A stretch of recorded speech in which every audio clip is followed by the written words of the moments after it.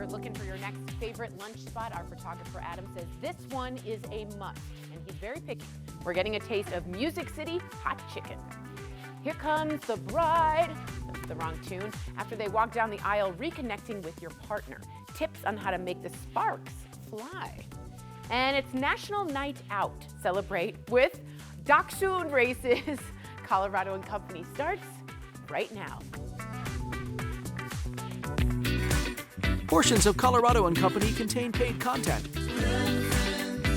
Gonna get you through the day.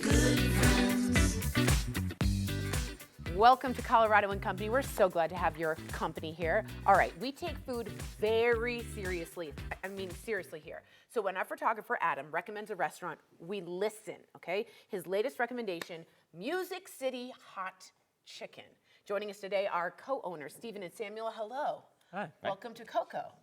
Before we get started, we're gonna have you try the second hottest, and the other one's not on the menu, wing that you have. And tell me what peppers are in it? So this is flammable solid. Flammable solid. It is Carolina Reaper and ghost peppers. The one, I was like, does it have ghost pepper, Carolina Reaper? He goes, both. I was like, okay. Both. Do you wanna try this?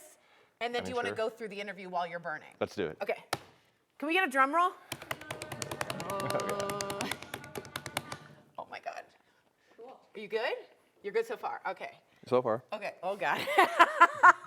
All right, Stephen, there is no shortage of chicken in Denver. What makes Music City Hot Chicken stand out? I would say definitely community, and each one of our locations, I mean, has its own personality, its own vibe. The Denver location is more metal. Oh, nice. The OG Fort Collins location is more punk and skate decks on the ceiling, and Sam could tell you more about the North Store. What's the North Store like? I feel like the North Store is, I don't know, we like to joke that each location is kind of matured with our age. Nice. And so it's like, it's more like kind of like loungy, like it's just a really comfy bar feel. I kind of, that's tall mine. booths. That's yeah. mine. That's mine. Dim lighting. But others is like punky and rock out. Yeah. Okay. How are you feeling? It's a little hot. Okay. Just a little You're bit. turning a little blushy, just so you guys know. Samuel, you make everything to order, which I think is really, really cool. How do you get the chicken so crispy on the outside? This is what you're known for, and juicy on the inside. How do you do that? Or is that like a state secret situation? No, I feel like a lot of it has to do with just like timing and the breading. Okay. You know, just knowing how long to wait after it's breaded before it can go in the fryer, so the gluten kind of forms, and fryer temps are important too. Okay. That's good to know. But yeah. And the gluten, I didn't know about that. Yeah. You're struggling, dude. Oh, it's Okay, it's hot. bad. It hurts. So, Stephen, I like to say that we take our food seriously, but not ourselves. This is how I live my life, obviously. So, what do you guys is your favorite on the menu? My favorite on the menu, if I'm going for entree, sandwich. As far as, oh boy, that is hot. Do you want water? No, I can struggle through. Okay, I'm proud of you. As far as sides, our Denver location, we do rotating Brussels seasonally. Good for you, And right that's now great. we're doing Carolina mustard barbecue sauce one with little crispy onions on top. Oh. I've done everything from sweet chili to maple apple to, I've done a Brussels Caesar salad before too. So, you guys, do you have vegan items too? Yeah, we have, sorry, my ears are ringing right now. Do you have vegan options? We do have vegan options. We have, at our Denver location, we have tempeh and oyster mushrooms. We have the tempeh at all three locations. Look at you guys. We get the tempeh from a restaurant in Fort Collins called Avogadro's Number. We get the mushrooms down here from Jacob's Mushroom Farm. Right on, all local. I love that. Yeah, at the Denver location as well. The house sauce and the coleslaw you can get as a vegan option Great. if you would like. That's amazing. Way to get everybody involved. I want you to go through, Samuel, what we have here. So we have our coleslaw. People always ask if it's like mayo or vinegar That's based. what I wanna know. Ours is both. Oh. So we use the cider vinegar with a little bit of mayo. I like that. What makes it different is we use like snap peas. Oh, really? I'm a coleslaw, In there, I love it so- on my Reuben. Yeah, so we want it not too saucy, but not too light. Got it. And like the snap peas add like a nice sweet flavor. We got our southern chicken tenders, the green chili flavor, and the hot. Nice. Chicken tenders are by far like our number one. It's like what you're sellers known menu. for. Yeah. Gotcha. And then we have our regular sandwiches over here. That's a hot and a green chili sandwich. So that comes with coleslaw and house sauce. And then during the weekdays, up until 3, we've got like an $8 lunch special, which is just, just a pretty basic chicken sandwich with just house sauce and pickles, and it comes with a bag of Ruffles. So it's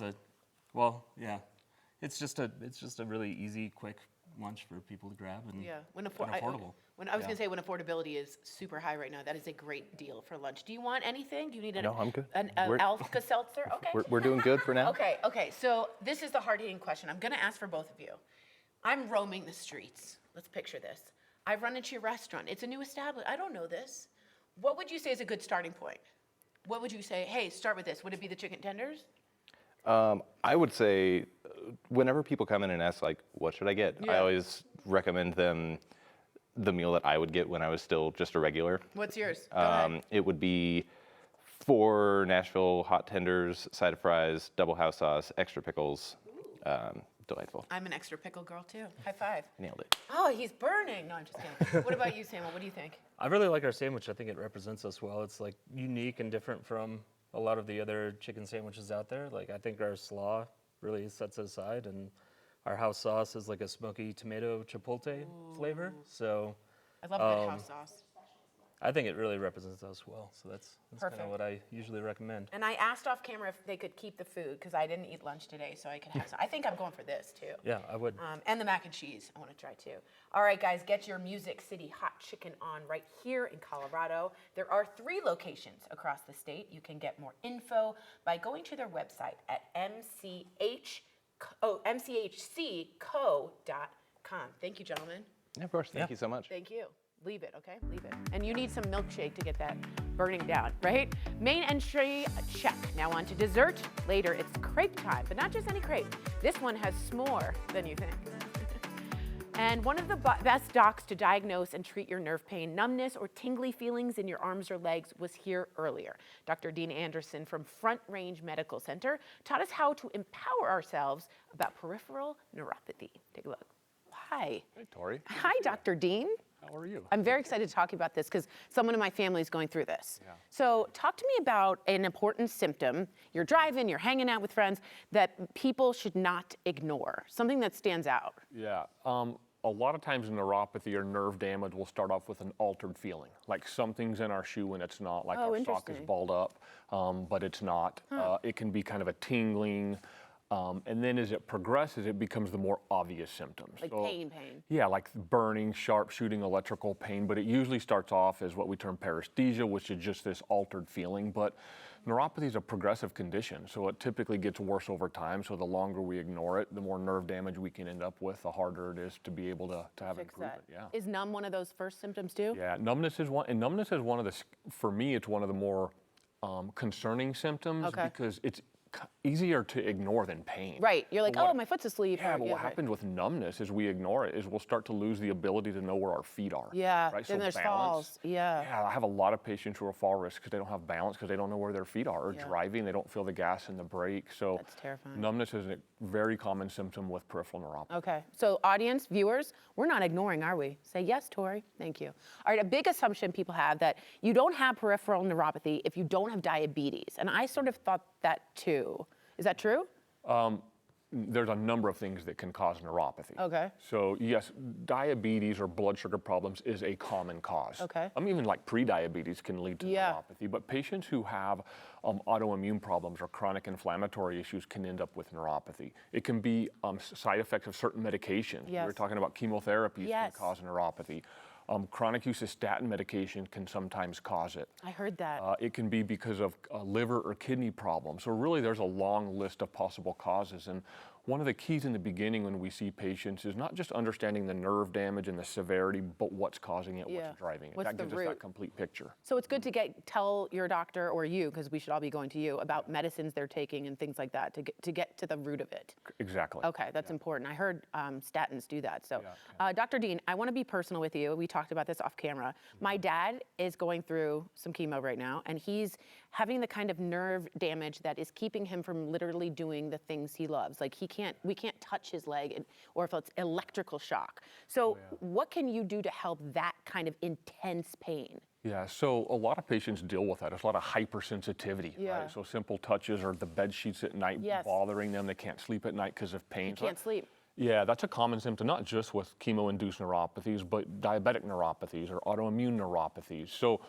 in the beginning, we make sure we go through a very thorough exam. An exam will tell us how much nerve damage the patient has. That gives us an idea of how much we can help, if we can help. Because if the nerve damage is too severe, then we may be limited. Got it. But we do a very advanced treatment in our office that's electrical. Nerves are electrical. Yeah. With this advancement in treatment, it provides something called nerve re-education. So we will see significant reduction in that hypersensitivity, or sometimes it's burning pain, or patients who have numbness can start to regain feeling. So nerve re-education is possible with this advanced technology. Wow. And then we provide some ancillary therapies to help increase circulation. A lot of times you have to increase blood flow to the nerves, especially with the diabetic neuropathies or inflammatory neuropathies. So, you know, the treatment that we do is all about getting nerve function better. Amazing. And there are options. This isn't helpless. You're not helpless. No.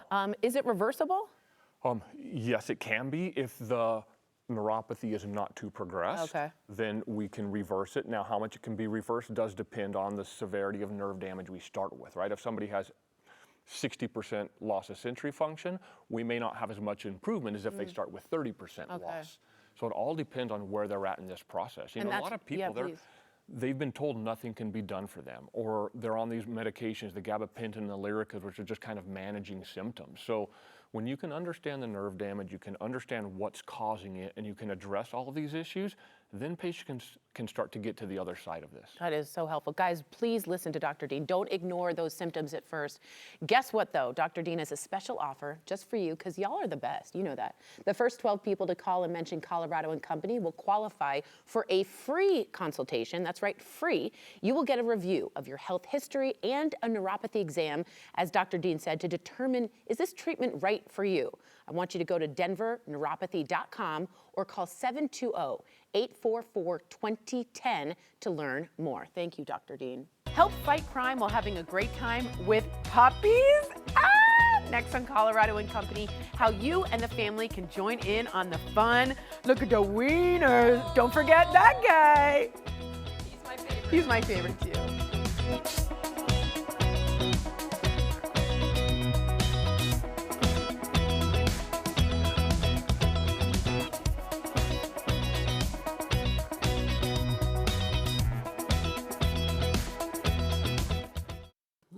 Tonight, spoil yourself with the National Night Out. You can get some good eats, learn about pups on patrol, but most importantly, you can see the wiener dog race. And if you know me, you know I'm obsessed with dachshunds, otherwise known as wiener dogs. Okay, we have Carlos Aragon, the commander of Denver Police District 2. Thank you for being here, sir. Thank you. And of course, engagement manager Christy, say your last name? Malkar, beautiful. We also have Mary Alice and Brian Alley from Mile High Dachshunds Rescue here with a flurry of pups you're about to see.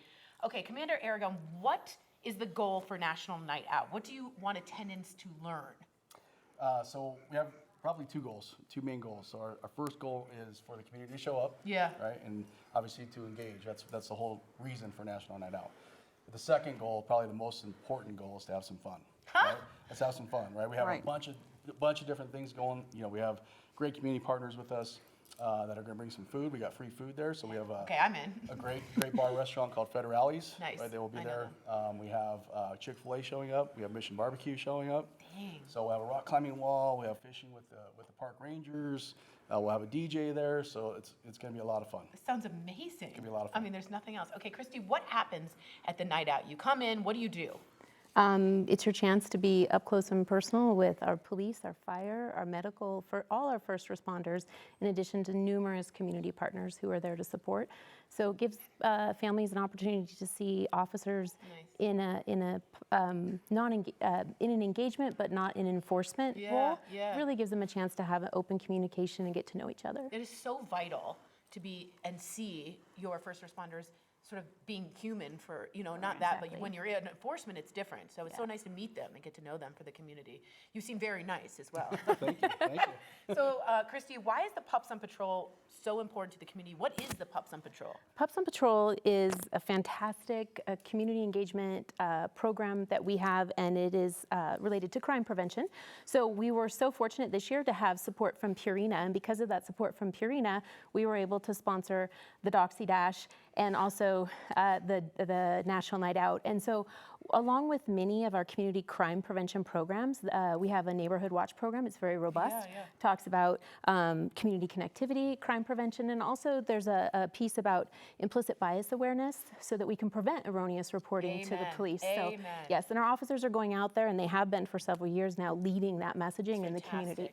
So with that, we have a little fun part of that neighborhood watch program, which is called our Pups on Patrol program. The idea is not that the pups are patrolling. That's what I wanted to know. Are the dachshunds in charge? Well, but if we think about what our dogs do when we take them on a walk in the community, right? They're paying attention, they're looking around, right? And so we want to remind, just a gentle reminder to our community crime prevention ambassadors that when you're out walking your dog, take out an earbud, take your eyes off your phone, be paying attention, see something, say something, those kinds of things. So it's kind of a friendly reminder that when we're out on a walk with our dogs and we see this little kerchief, reminds us, be paying attention. Be paying attention. I just fostered a dog that got adopted, but she would do this when she saw something, and I was like, nice. She's like a little pointer. She's going to point it out. You know what I mean? It was fabulous.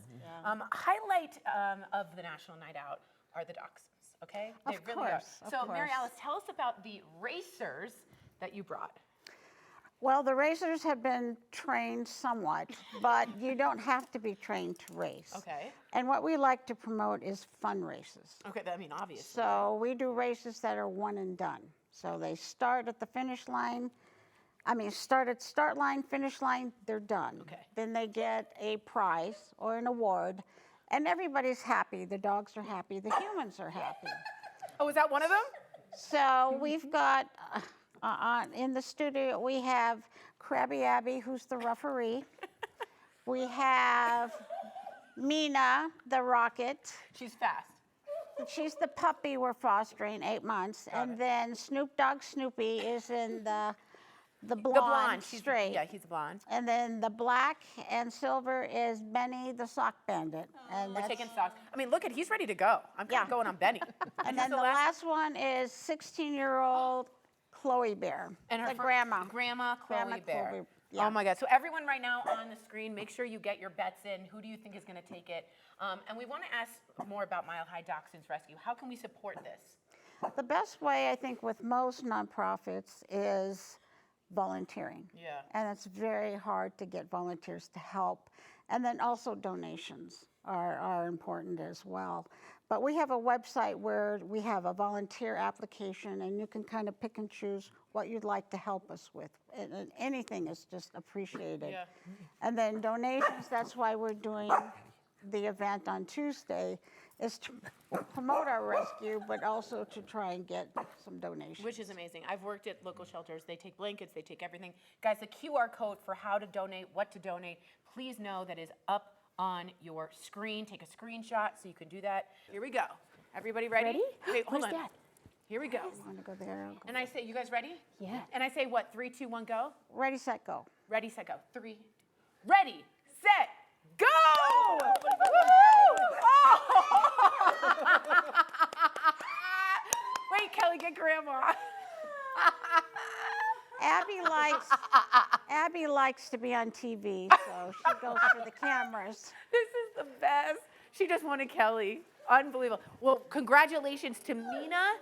That's unbelievable. Mina the sock bandit. She steals socks and our hearts, absolutely. National Night Out is happening tonight, and it is free from 6 to 8 at City Park Pavilion.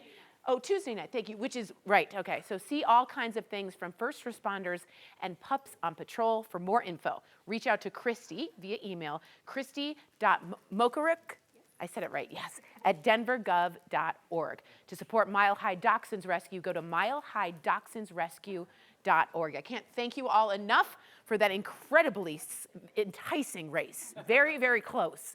All right, after the break, let's pray for some rain vibes, which we need desperately. But until then, here are some ways we can conserve water while keeping our lawns and gardens growing. And she's one of the hottest stars in Hollywood. Later in the show, we're catching up with Anya Taylor-Joy. The following interview involves commercial content. The products and services featured appear as paid advertising. All right, the heat and the drought conditions are taking their toll on our lawns and our landscaping. I'm sure a lot of my viewers right now are nodding their heads. So we brought in the expert to explain how to maximize our sprinkler system to get the most out of our watering schedules, or schedules, if your schedules are fine, from Conserva Irrigation of Denver. We're here and very happy to have owner Alex Porter. Hello. Hi, thanks for having me. Absolutely. This is so vital right now, what's going on. It's so hot. Yeah, yeah, you're right. So what kind of things can happen to cause what we call sprinkler inefficiencies? So there's the obvious, like it's just broken. I've had that. There could be a leak, and a lot of times these are underground, so you don't even know the leak is happening until you've gotten a huge water bill. Yeah. But really what we see is it's really the age of the system. So like anything else, things have improved technology-wise, and if you haven't done anything to your sprinkler system in say 5, sometimes 30 years we walk into, there's lots of inefficiencies, as you can imagine. It's like 1890s you're walking. Right, exactly. Wow, okay, well that's good to know. So how do we know, hey, something's really wrong with my system? Sure. Like I had my flowers dry out and I was like, okay, this isn't working, but it took forever. Right, well that's a pretty obvious. Yeah, okay. If you're out and you're looking at your lawn and you have dark green, light green, brown, super brown, and it's all in the same system, something's obviously not covering that area properly. If your bushes are wilting and withering and some are doing well, that's just a sign of just the system, the coverage isn't right. I gotcha, and so we call you guys. Yes. Yeah, okay, that's a very part. One of the most, let's talk about common mistakes, because I often make common mistakes. What about when it comes to their sprinklers? What are we doing wrong? I would say that it's such a set it and forget it type thing. You turn it on in the spring. Yes. You do the water schedule per Denver Water, and then you just hope it works. A lot of times they run when you're not around, or it might be at night. So it's really the set it and forget it, and it's not taking the time to walk through and look at each different kind of area of your yard. Are they spraying properly? Are you spraying the concrete, right? That's like the #1 pet peeve. It's like you're just watering the concrete. You're wasting money. You're basically just throwing money at the concrete. And water. And water. Yeah. I think mine was turned to the fence and it was just getting the fence. Exactly. Yeah. I mean, the other thing is if you look at your water bill, your most recent water bill, and it's a shock. Yeah. Things are not running properly. And Denver Water now is adding these surcharges, so if you spend above what they are telling you you're allowed to, you're paying a lot of money. You're paying way more. Yeah. Okay. During drought conditions like we're having right now, what are a few things that we can do to like save water, but we don't want our lawns turning brown and brittle? Right. So the #1 tip is don't sprinkle when the sun is out. I just came up with that. I love everything about that. So make sure you adjust it so that they go off before the sun comes up and turn on At like night? after the sun goes down. Okay. So either early morning or later at night, because just think about it, in this heat, if you throw water out into the air, half of it's just evaporating. Oh my God. Right? And again, you're just losing money and water if you're doing that. So that would be the #1 tip. The #2 tip is at the top of every sprinkler head is just the nozzles. So you don't have to replace the whole thing. You could just replace just the nozzle. And they are incredibly more advanced than they were 3 or 4 years ago. So they can put the right amount of water. It's really a science problem. You're looking at this soil, it's a heavy clay soil, it's grass. I need this kind of nozzle for this amount of time. Gallons per minute, absorption rate, it's science at the end of the day. Yeah, you're a nerd. I am a little bit of a nerd. Yeah, I do. Every lawn is like a little bit of a puzzle. Yeah. And so we're trying to fit the right pieces of your lawn to your irrigation system. When it's done properly, you're going to save water and money at the same time. I can't wait to talk to you guys about my lawn. Okay, what about shrubs? There's trees too. Is there something we can do to help during the drought? Some trees need watering, some are overwatered. Talk to me about what we can do. Yeah, most of the mature trees are going to be okay. You can have a drip system, which just puts the exact water to that plant or bush, and there's different kind of emitters that we say, this plant needs 3 gallons a month, and we can make it have that exact amount. So you can either retrofit that for your existing system or put in a new one. We're seeing a lot of people taking out lawns and putting in native. You still need an irrigation system for it. If it looks like it's not doing well, then you need to put some more water on it. Yeah. And you can do that manually, or you could look to do a drip system. That's amazing. Yeah, my grandma and mother would go up to bushes and go, you don't look good. You're offering a free inspection. That's what I want, an inspection. Yes, absolutely. What can we expect to get from that? We're going to walk through your entire system from where the water comes out of your house to all the way to every single head and exit point of your irrigation system, and come back to you and say, look, we recommend you upgrading. Most likely we'll say we're upgrading all of your nozzles to something much more efficient. That's like the first thing you do. That's like the easiest way to course correct. Got it. Some other examples could be if there is a leak, maybe we need to adjust or move a head, it's not getting the right coverage. And then we are always recommending people use a smart controller. Oh, so whoa. it's I was using like, right, you're getting the old Yeah. click click, and Yeah. that's probably just hasn't been upgraded in a while. This one, you have an app on your phone, you can adjust it from wherever. It takes into account weather, it knows how much precipitation your soil has gotten and adjusts on the fly for you. It's great technology that helps all the things we just talked about, smarter and cost effective. And more efficient Yes, too. exactly. Sprinklers got an upgrade. Yeah, I didn't know it's that. fun. It's really cool thing to do. Yeah, scientifically, it's fantastic. I'm kind of a nerd too. So. Perfect. You can get your sprinkler system inspected for free. There is nothing better than that. Make sure that it is running efficiently. So for more info, give them a call and go to Conserva. Why do I know? ConservaIrrigation.com/Denver. That's a brilliant idea. Thank you. Thank you. All right, time for some good news in fighting those wildfires. Speaking of the drought, Frank Azar and Associates, in partnership with United Way of Southern Colorado, is launching a wildfire relief drive called Strong Arms for Southern Colorado. I say California because I'm from there, to support families affected by the Aspen Acres fire. So through August 7th, they are asking people to donate household items at collection boxes located at all of Frank Azar and Associates' office. You can also make a monetary donation through the United Way of Southern Colorado. And even better, this is so cool, Frank Azar and Associates will actually match the donation. So you're doubling the impact, which people so desperately need. And thank you. I know my viewers are very giving, so whatever you can do, please give. Well, there's a thin pancake filled with chocolate and marshmallows, I hear. Hello. The ultimate way to celebrate National S'mores Day. That's after the break.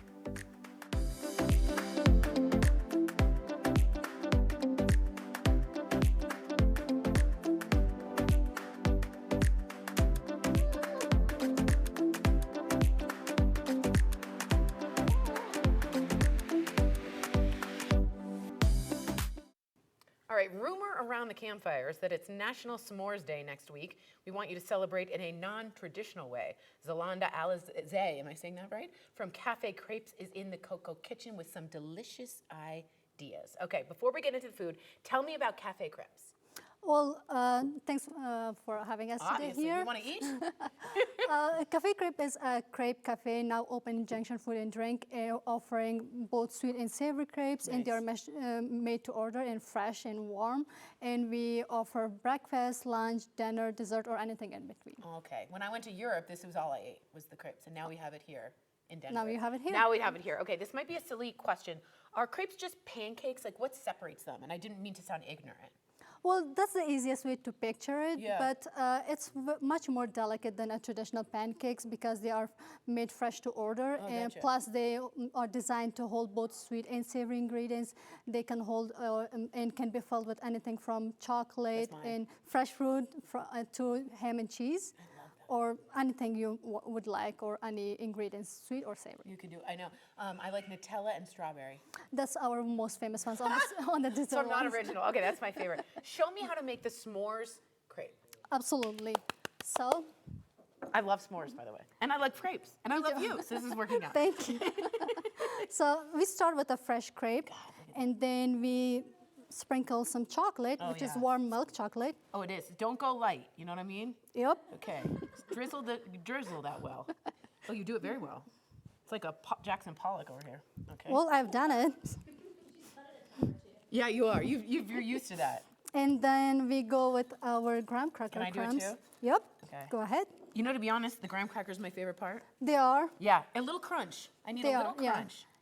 It adds more to the flavor. It really does. I'm gonna. And then we have some marshmallows. You get little ones, huh? Yeah, they're easy to toast, Okay. but not today. But you could toast them. Yep. I like mine We pretty do charred. toast them. Okay. Oh, you do? Okay. Yep. God, this looks good. Can you imagine for dessert you get this? Oh my Yep. God.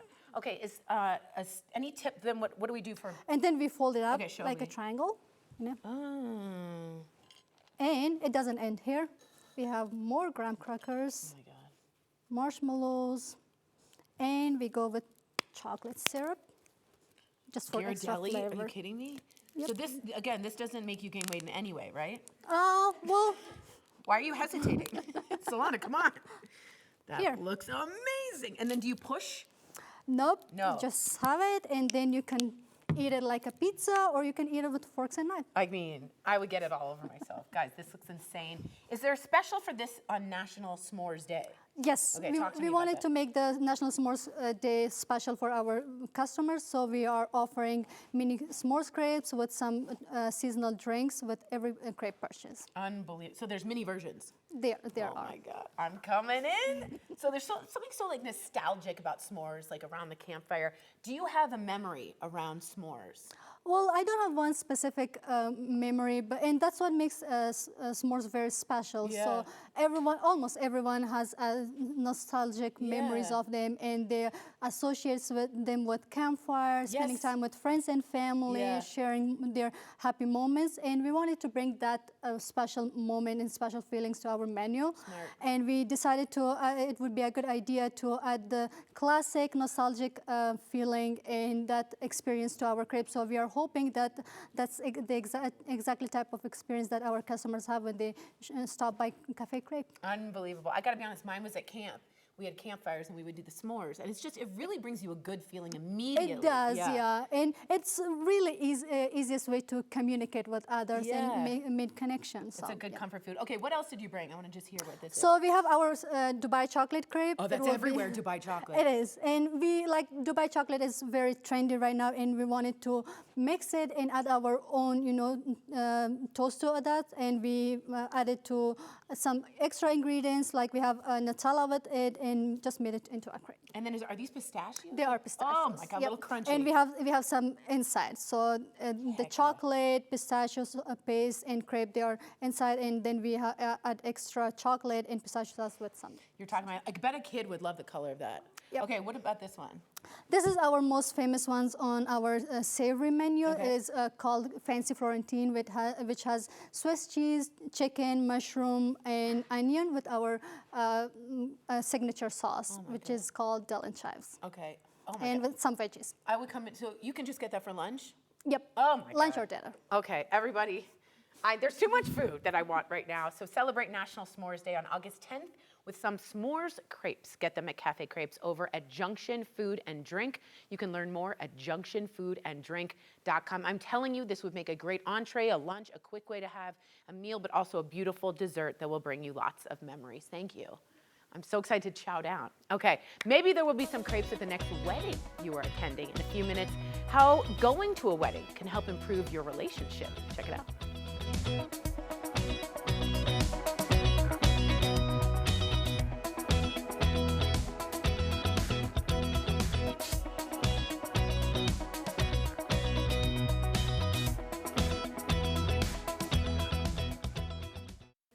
Wedding bells are a-ringing. A lot of couples are getting ready to say I do, including Kelly, yes, from our studio. But this is also a very special time for couples who have already walked down the aisle. So here's Dr. Viviana on how wedding season can help rekindle the spark in your relationship. It's wedding season, and we even have a bride in the Cocoa room, which is so excited, in the office. And I wanted to ask about the guests. How can attending a wedding sort of influence the relationship when you go with your plus one? How can that affect the relationship? Well, let's be clear. It can affect it positively, but also possibly negatively. Yeah. Yeah, and normally what I'm hopeful for, and I know that when I go to weddings with my husband, is that you kind of have this feeling of like romance and hope and what's to come in the future, and knowing that there's going to be a roller coaster, but that ultimately you hope and wish that they can get through all of the bumps without too many bruises or scars. Totally agree. Okay, this is kind of a weird question, but can couples ever outgrow flirting? Like my grandparents still flirted. Yes. Okay, so can they? Yes, unfortunately, and so many couples do. We should all be flirting. It's one of those things that really keeps the spark alive. And so, yes, you should be flirting, and weddings are a great place to flirt with your partner because you have the opportunity to dance, to mingle, to talk, to walk, to take pictures together, to be affectionate. And it's kind of expected. You're not like, get a room. It's like, oh, yay, they're feeling it, you know? Yeah, like the PDA is okay, you know, if you keep it classy. Okay, let's say the invite comes, oh, confetti or whatever comes out, and you're with your partner, but you guys are having a rough patch right now. Should they go or not go? So they should definitely go, but I think that they should make a plan ahead of time, whether it's to work through the issues. Obviously, that would be the number one thing, but also to talk about like, hey, let's talk about how we felt about our marriage when we were getting married and our wedding. And let's talk about how we feel about that now, because we do want to be hopeful. What you don't want to do is like, just start with the question like, would you marry me if we did it all over again? Oh, that's a big question. Whoa. Yeah, that's a tough one. But what you could ask is like, hey, tell me, how did you feel on the day of our wedding? And just start with that. And if you go into the negative, you can say, you know what, it really shows that we have something to work on here. And I'd love to do that with you. I'm not really sure how right now, but maybe we can reach out to a pro. I love this. Okay, I have 2 more questions. Just tell me some of the feelings that weddings can evoke and that naturally come from the wedding. Yeah, nostalgia for sure. My husband and I are going to be celebrating our 19th wedding anniversary. Oh, Viv! I know. Thank you. And it's really exciting to think about like what it felt like for us. Just feels like we were just kids, you know? And so going to a wedding can remind you of how you felt when you were first getting married. You can also start talking about like what you would have done differently. You know, like if we could have had our dream wedding, would we do it the same way? What would we do differently? You can have those conversations, and even just pointing out the beauty of the ceremony, of the reception. Oh my gosh, I love the food. I love like being positive around each other is a really great thing that can happen at weddings. Yeah, I could see that. Okay, last question. In your opinion, what's one thing, like when I was getting married, you had to meet with the rabbi and have like 7 sessions, but like what's one question, if you could boil it down, that you should ask your partner before you get married? What is your definition of physical and emotional intimacy? Oh, whoa, that's good. Well, here's the things. A lot of people it's almost like they know what it is, but they've never put it into words. And your partner they've never even thought about this. So not being on the same page about intimacy in general and understanding that it's both physical and emotional is a level of maybe disconnection that doesn't need to be there. You can talk about these things and work through them. Amazing. I hope we share some emotional intimacy between you and me, because you're so great at this. Thank you. I always feel that way after we talk. Me too. So everybody, when the book comes out, Pillow Talk, we're going to definitely have her on. But really good information to just communicate openly with your partner. Talk about it before you guys go, and it can get a little bit messy, which I think is great. And if you are a bride or a groom, I hope you have a wonderful wedding season, and mazel on your anniversary. Yes. And don't drink too much.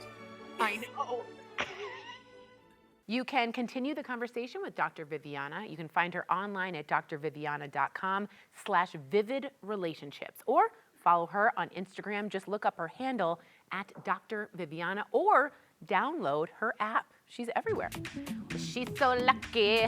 She's a star. No, it's not Britney Spears. It's Anya Taylor-Joy. Why she's not so lucky. Next on Coco.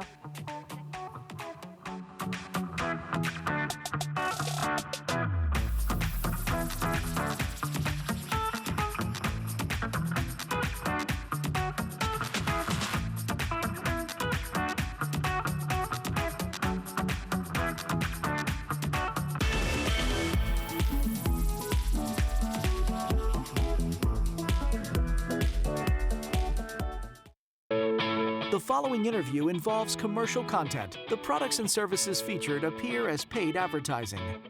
You know her from The Queen's Gambit and Mad Max. Anya Taylor-Joy is taking on a new role as executive producer and star of the Apple TV thriller Lucky. And we got to talk to the star. Here's Anya Taylor-Joy and her co-star Drew Starkey. Take a look. Everything is going according to plan. Until it isn't. Anya, I want to start with you. So for our viewers who may not know Lucky, how would you describe her in one sentence? Lucky is a con artist who is trying to decide what to do with the cards that were dealt to her. Ooh, I like it. Okay, Drew, your character and Lucky, they have a really complicated relationship. How did y'all build that dynamic? Well, it's complicated in the fact that they both come from very kind of broken lives, both looking for a hole to fill from their parents. You know, these are very unorthodox ways to grow up. And I think it's two people who have found each other and they can relate to each other on a level that I don't think they've ever had before. Right. And I think when you have two people meeting in those circumstances, I think it just makes for great drama. And so the rest of the job was just easy. It was pretty easy and fun, right? Okay, this one's for both of you. Anya, I'll have you go first. If you suddenly had to disappear and start over with a brand new identity, what's something you would miss from your current life? Are we allowed to bring our partners? Are we allowed to bring, like, I would like to bring my husband. If I can bring him, I'd be like pretty good. But I do actually think about that a lot. I think the world is so connected, you know, with technology and everyone being on their phones. It kind of feels as if there's no place in the world where you could go to escape that. Yeah. And I do often think, if one wanted to, you could just disappear. Like, you could have an entirely different life and go and live in Fiji or something, and like that would be it. Yeah. Which I find a very comforting thought. Yeah. Is that good? That's yeah? totally Okay, thank you. I think about that a lot too. Thank you. I swear. Okay, thank you. What about you, Drew? What's one thing you would miss from your life? What would I miss? I would miss my cat. My cat Piper. Yeah. Kitty's gotta come. Who, this is not a lie, I forgot to feed this morning before No, coming Drew. here. So Piper is hungry. Piper's Drew. hungry. It was a rushed morning, and on lunch I was like, I've got to feed Piper. She's gonna make it. She'll be angry with me. Yeah, She'll be fine, but she'll be angry with me. So basically, we want to keep partners and pets. Partners and pets. As dangerous as she is, every person's got a rhythm. You learn to play it, you can make them dance. Anya, real quick before we let you go, we obviously love you from so many of your acting roles, but this is a little bit different for you because you're executive producing as well. So what is that like? Does that change the dynamic on how you approach your character? It just informs me in a different way. I see producing as an extension of how I've always viewed acting, which is I never see myself as an isolated event. I'm a part of an entire production. And being a producer on this just allowed me to be in on the ground floor of construction in every department, which felt so satisfying and so wonderful. And so when I stepped on set as Lucky for the first day, I felt like I really knew how to insert myself as like the final puzzle piece of this world that we had all built together. Oh, that is so cool. Thank you all so much for taking the time to talk with me today, and congratulations on Lucky. Thank you. Thank you. All right, she's amazing. Lucky, starring Anya Taylor-Joy, is out now. You can stream it on Apple TV. Thanks for your company, Colorado, and for watching Colorado's #1 rated, longest-running lifestyle show. Portions of today's program were sponsored by the businesses listed on your screen. We'll see you next time. Bye!